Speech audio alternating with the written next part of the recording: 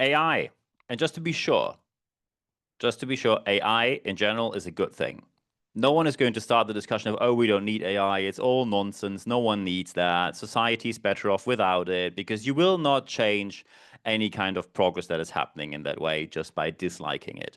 However, I receive quite a number of emails, contacts, social media requests, etc., where people say, I actually get the feeling that certain other aspects of our behavior deteriorate quite quickly.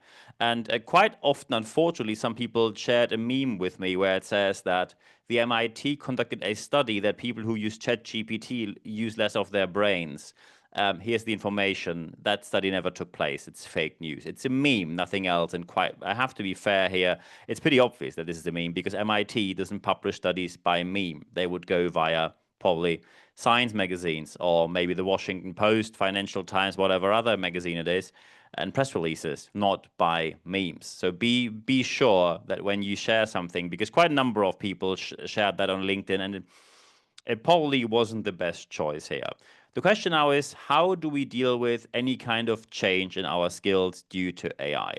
And when we talk about critical thinking is something where people say, I get the feeling that people take things for granted as soon as they read them on the internet. And a bit too general, but we need to talk about what is happening here and how is AI influencing our ability to make decisions. And of course, the very first thing often is that people ask, do you actually have cases? Do you have cases not taken out of press, but cases you've seen firsthand where I was wildly wrong? And yes, I have seen these cases. And of course, I could tell you about 150 cases only from my clients, but of course, they are under strict NDA, so they're confidential. So I'm going to tell you cases from small to large that actually affected myself. I give you a very simple example. I went for dinner. That is not too unusual, but before dinner, I went to the movies. So I wanted to watch a movie, the Life of Chuck, way better than I thought. So highly recommended here. I went by foot from Albisriederplatz in Zurich, where I live, to the cinema, Arena Cinema, and I asked the AI how long that will take. Because at the moment, I'm documenting everything I do, all the activities, everything I eat, because I'm losing a bit of weight. That was my personal choice. You probably see across the last 100 videos that maybe I lost a bit of weight, more or less, your decision.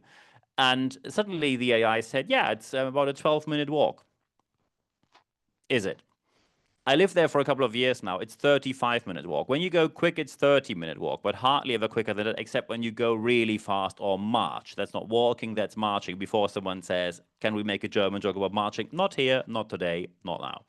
So when this was the very first thing, and you cannot say, hey, sometimes AI is wrong, this just happens. Yeah, and I can just give you an example. Let's say you are a logistics company and you have to deliver goods across countries where you are not knowledgeable about the local circumstances, and you are wrong by 2/3 on distances. You most likely, during a public tender, will hand in something where at the end you have to fulfill a legally binding contract, and you will find out in due course of the project you're running out of money because fuel energy costs are way too expensive, and also all the timings you gave them cannot be held.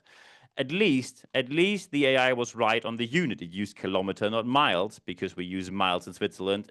In the UK, we use kilometers in Switzerland. It's rather miles in the UK or in the US.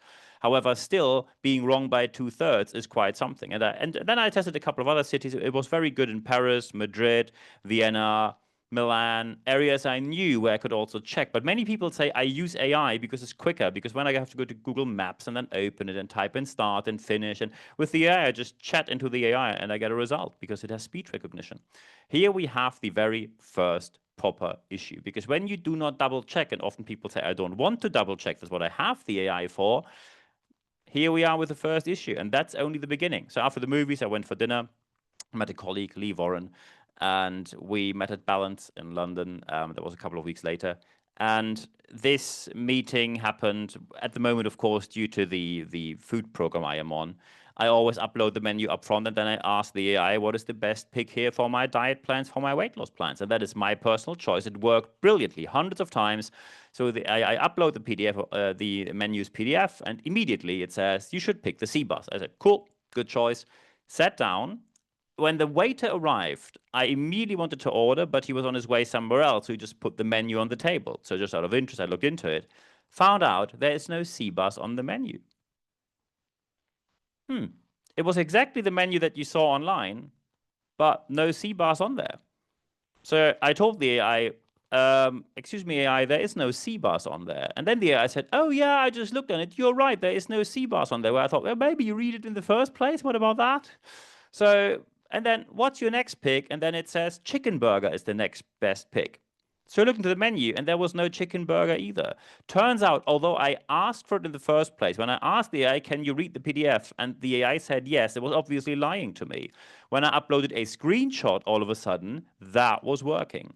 And that is something which is deeply troubling when you upload certain data files and the system doesn't tell you when it does not work. You probably know from any kind of Windows system since the 1990s, when you open any file which doesn't work, you immediately get an error message or you get very weird sign on the screen which tells you that's not what I wanted. AIs take things and then they may or may not understand what they see, and then they say, yeah, I think my recommendation is this, just do this.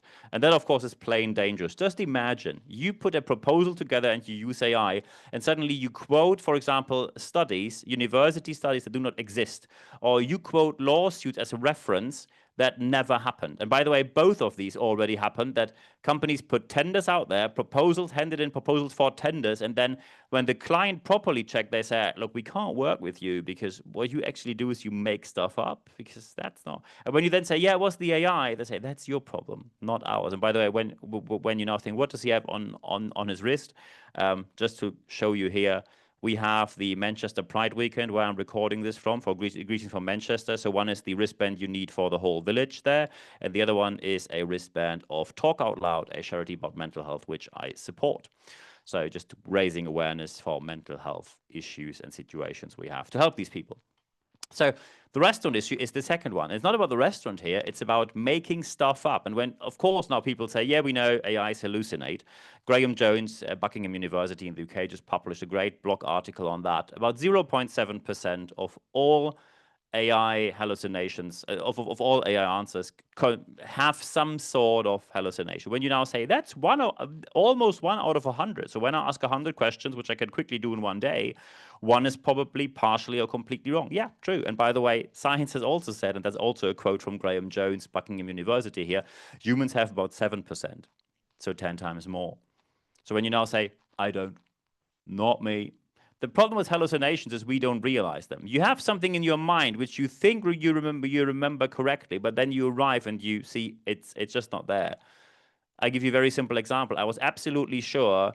I go to Manchester Pride every year to support the Pride movement here. It's very, very important, especially at the moment, to step up for minorities, women, persecuted people, anything. And I had a very strong opinion on in which order the bars are there on Canal Street. Turns out I just mixed two of them up. I mixed them up and I was absolutely convinced I was right. And I was completely wrong on the matter. So you see, the restaurant issue here tells you they can factually make things up. Sometimes you will spot it easily when someone says, oh, the distance between your home and the cinema is 52 chicken. Then someone will say, I don't think chicken is a distance unit, is it? But when someone just says, yeah, it's a 12-minute walk, and you've never been there, you will probably just believe that because you want to save the time and you do not want to double check. And this, by the way, can get way worse with the whole situation. What we have right now in Germany, you have a ton of LinkedIn posts which go on about from 2026, awareness, from 2026. You must have the salary mentioned every single job ad. It's a legal obligation. And by the way, the AI says the same. I looked it up on the AI. And that's exactly the problem. I looked it up as well because I knew that this is not correct. I knew because I deal with recruiting all the time, giving speeches at Europe's largest fair and expo we have in a couple of weeks' time again. And the issue there is that AIs sometimes pick up stuff which is wrong because many people wrote wrong stuff, but they sound very convincing. It is not 100% obligatory in any situation on any job at absolutely anywhere. So people just looked it up on the AI and then repeated it. And suddenly hundreds of people repeat the same nonsense. And by the way, the whole meme thing with MIT published a study, and then you have the image looks quite important. But when you look at the image basically says ChatGPT users use 15% of their brain, and people who don't use ChatGPT use 85% of their brain. you would spot that on the street. You would spot that on the street. When we have a difference of 70% brain use, I mean, some people you think, yeah, you probably really only use 15%. But that is something which is so absurdly, wildly far away from reality. Be sure that you're always spot on the matter. You need to look it up, because this recruiting wrong thing that we got very soon, very quickly, will enter the corporate world. You will have recruiters who make wrong statements because they looked something up on AI and didn't double check and cross check it. So the question now is, where did we lose the critical thinking? And first, of course, not all of us lost it, but some of us lost it.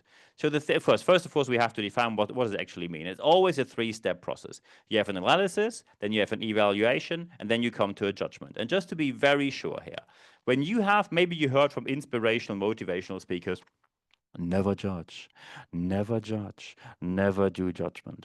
Yeah, and that is another piece of nonsense from motivational, inspirational speakers who, ever since this planet was seen in the universe, never said anything that actually sustainably changed life for the better on a factual or scientific basis, which is why they are motivational, inspirational speakers. Analysis means you look at the different components of what you see there. Then you have to evaluate that. You also have to critically evaluate the sources. I just give you a very simple example. When you look into, I don't know, the Socialist magazine on the one hand and Fox News on the other hand, you will probably see that you have two extremes on a certain matter with strong opinions on both sides. And you have to critically analyze who said that. As a self-employed entrepreneur, someone who gives job to others, gives work to others, someone who is part of the Liberal Party in Switzerland, of course, that gives a certain bias. And of course, when I write scientifically, I try to take that out as much as I can. However, when I have discussion with other entrepreneurs or people on a political spectrum, we disagree on certain matters based on our evaluations of the exact same thing. Analysis, evaluation, judgment. You have to come to a conclusion, and that is what critical thinking is about. However, why do many people rely on AIs? They say it's just so practical.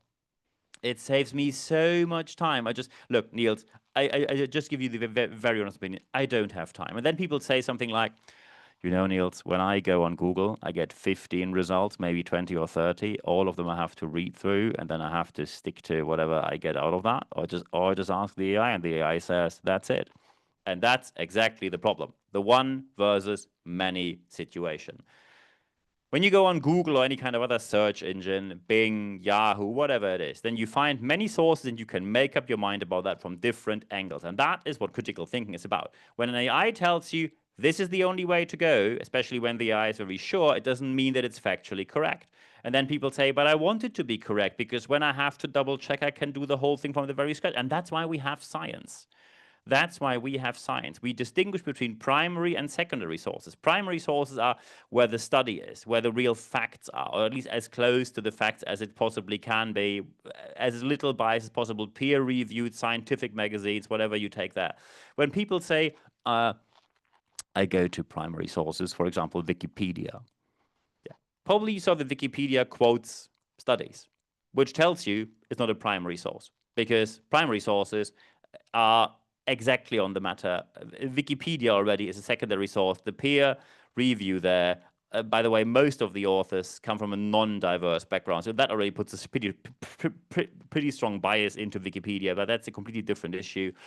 The primary versus secondary source issue is a valid one, and I know it takes time. I did an MBA, did an executive MBA, now writing my third master degree in a Master of Science, probably planning to do a doctorate afterwards, and that takes time. If you just ask AI, the results you will get are reasonably poor. On a scientific level, not anywhere near what you need to write, I can tell you. So be sure that you really stick to proper sources and that you look at them and then balance your views and then make up your mind from there. And of course, now some people will say, how do I get that into any kind of organization? We don't have any time left right now. How could I ever do that? And of course, that is a very reasonable point. When we now talk about how to implement that in organizations, number one is always awareness. And I cannot stress it often enough, the $49 pound euro online class, which people should watch during the lunch break or in the afternoon or on their mobile phone or listen to it in an MP3 during their drive back and forth from work or during a podcast. That is not going to make the cut. It's not going to make the cut. I am very sorry. It's not going to make the cut.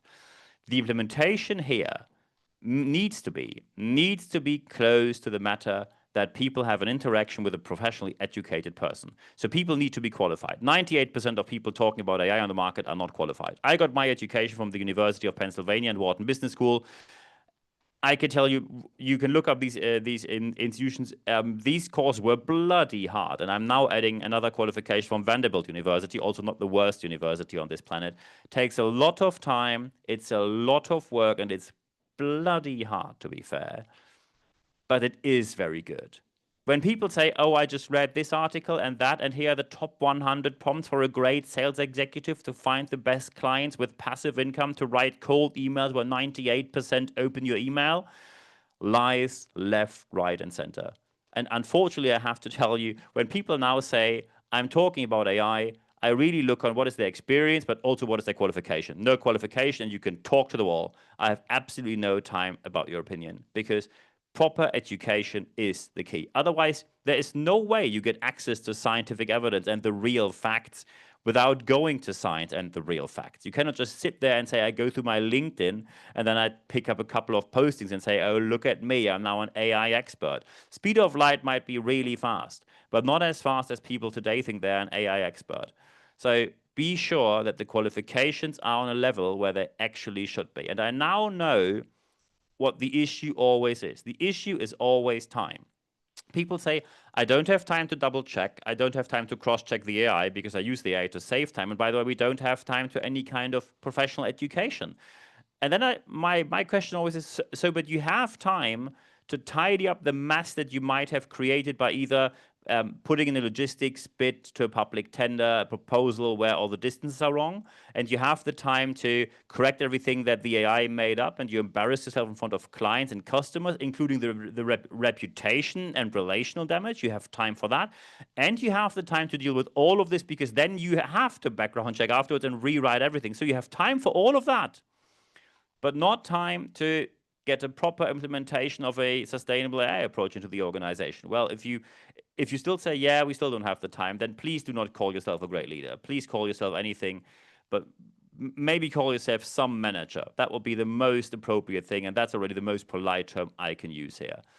Awareness, qualification, and time. That is the key. When you implement everything, as we just talked about, even in a very brief way for smaller organizations or in another way in larger organizations, I can tell you what's never the best pick, because of course it happened immediately. When people said, oh, the European Union has this new guideline, people need AI education. So Niels, can you do like for 49 euros, just like a presentation, just say something? We don't actually care what you say, but we need to tick that box, right? We need to tick a box that we educated people. Can you do that? And the answer is no. We have a guideline about fees, and I just stick to that. I'm not a rule breaker there. So very important is you need to take a quality approach, because if you don't, the catastrophe is in the making, and you will either find out way too late or never at all, because customers will not say, hey, I did something wrong. Customer will simply say, yeah, we decided for someone else. And you probably will not find out ever why this happened. Be sure to pick a quality approach on AI, and be sure that critical thinking stays up and everything will become better in your organization, because the best solution is never AI on their own or the humans on their own. It's always AI produces something and humans optimize it for their usage, including the double check and cross checking. That's, by the way, how I find out that I ordered something on the menu almost that is not there. And also maybe I probably went a distance in 12 minutes, which I walked in 35. No, it was simply wrong. And I found out by coincidence, but also due to the education I received. I always double and triple check what's on there with the AI. AI can make good suggestions, but it hallucinated quite a bit. And by the way, we humans do even more. Stick to quality and everything will go well. I wish you all the best doing so. And when you now say, oh, I need a couple of more questions to be posed, yeah, a few times. So first, of course, feel free to leave a like here when you look at me, when you watch this on YouTube. Leave a like here, subscribe to my channel, put the little alarm bell there so you don't miss out on future videos, put a comment there. I'm looking forward to hearing from you. When you listen to this on Apple Podcasts or Spotify, feel free to leave a review there. Thank you very much for 5 stars, and recommend this podcast to friends, colleagues, anyone around you, because this week it is big announcement, 100,000 listeners. Probably you saw it on social media. I posted it there as well. We reached for 100,000 listeners after 5 years. I started this 5 years ago, and I thought, let's hope that we get to anywhere to 5 to 10,000, and now we are at 100,000 listeners. Absolutely amazing. Thank you very much for your ongoing support here. A couple of things we only have on YouTube, for example, are the leadership tips called the YouTube Shorts. As the name it says, YouTube Shorts are only on YouTube. Who could have thought? So it really pays off to put a little alarm bell there, because you will not miss out on any future episodes and the leadership tips that we have. Usually a couple of leadership tips per week we publish here. When you listen on Apple Podcasts or Spotify, feel free to follow and subscribe here. And also you can go to my website, nb-networks.biz, and then you see what I do for a living. When you now say, I really like to discuss something, but not in public because it's something about my company, it's confidential and needs to stay confidential. Everything I have via email stays confidential, of course. When you put it out in public, of course, others can read it, but my email inbox is 100% confidential. nb@nb-networks.com. Feel free to send me an email, and I'm looking forward to being in touch with you there. If you look for live sessions, yes, we have them. expert.nb-networks.com. You put your email address in there, and then no worries, you receive only one email every Wednesday morning. It's 100% content, ad-free guarantee. And in this email, you get first free access, no paywall, to all the articles in English and German, more than 400 in each language. Then full access to all the podcasts. So that's the second positive aspect here. English and German podcast, more than 400 episodes published here. And of course, you see the live session, which we only publish on the Leadership Letter. There is no other way to access them. So I look forward to seeing you there. Of course, you can also follow and connect with me on social media, LinkedIn, Instagram, Facebook, and YouTube. Looking forward to being in touch with you there. However, the most important thing is always the last bit that I say. Apply what you heard in this podcast and videocast, because only when you apply what you heard, you will see the positive change that you obviously want to have and want to achieve in your organization. Feel free to contact me anytime when you have something very specific. You need training, speaking, coaching, consulting, mentoring, project interim management. Very happy to talk about that. But also, if you just have a question, just text me, send me an email, and then we take it from there. I'm looking forward to hearing from you there. At the end of this podcast, there's, as usual, at the end of this videocast, there's only one thing left for me to say. Thank you very much for 100,000 listeners. Happy Pride from Manchester. And for today, thank you very much for your time.